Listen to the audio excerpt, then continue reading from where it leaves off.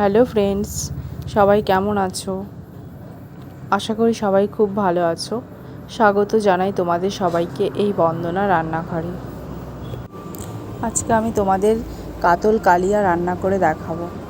দেখো, কাতল মাছগুলো আমি ভালো করে ধুয়ে পরিষ্কার করে নিয়েছি, হলুদ লবণ মাখিয়ে নিচ্ছি।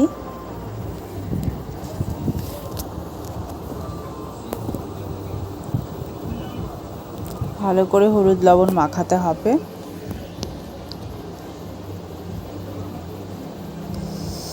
এবার কড়াইয়ে তেলও দিয়ে দিয়েছি, মাছগুলো ছেড়ে দিচ্ছি একে একে একে একে এভাবে আমি সব মাছগুলো ভেজে নেব।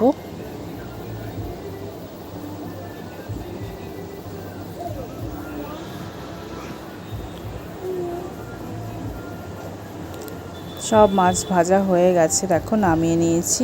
এবার ওই তেলেই আমি পেঁয়াজ কুচি দিয়ে দিলাম। পেঁয়াজগুলো একটু ব্রাউন হয়ে আসবে, তখন আমি মশলাটা দিয়ে দেব। মশলাটা আগেই বেটে রেখেছি, লঙ্কা, জিরে আর আদা, পেঁয়াজ অল্প বেটে নিয়েছি, আর টমেটো বেটে নিয়েছি।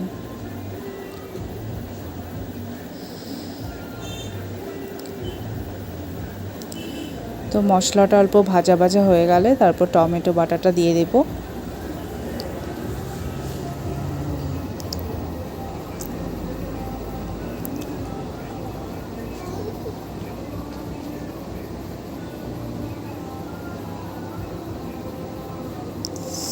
মশলাটা দেখো কষানো হয়ে গেছে, এবার টমেটো বাটাটা আমি দিয়ে দিলাম। এবার আরেকটু ভালো করে কষিয়ে নেব।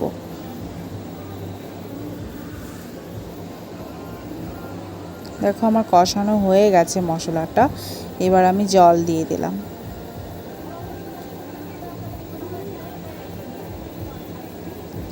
এবার আমি 15 মিনিটের মতো জলটাকে আমি ফুটতে দেব।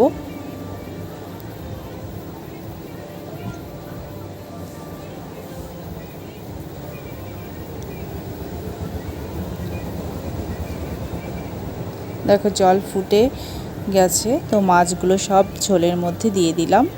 এবার আরও 5 মিনিটের মতো আমি ফুটিয়ে নেব। এটা যেহেতু কালিয়া, ওই জন্য অত জল দিইনি, একটু মাখা মাখা টাইপের হবে। গরম মশলা দিয়ে দেব লাস্টে। এখন নামিয়ে নিচ্ছি।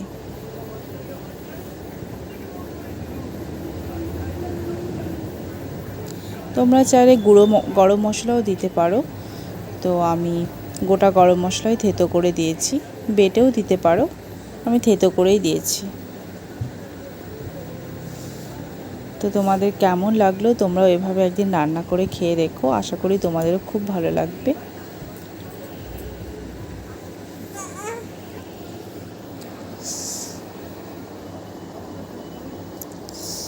ভালো লাগলে লাইক, কমেন্ট, শেয়ার করে দিও, আর আমার চ্যানেলটি সাবস্ক্রাইব করে দিও বন্ধুরা।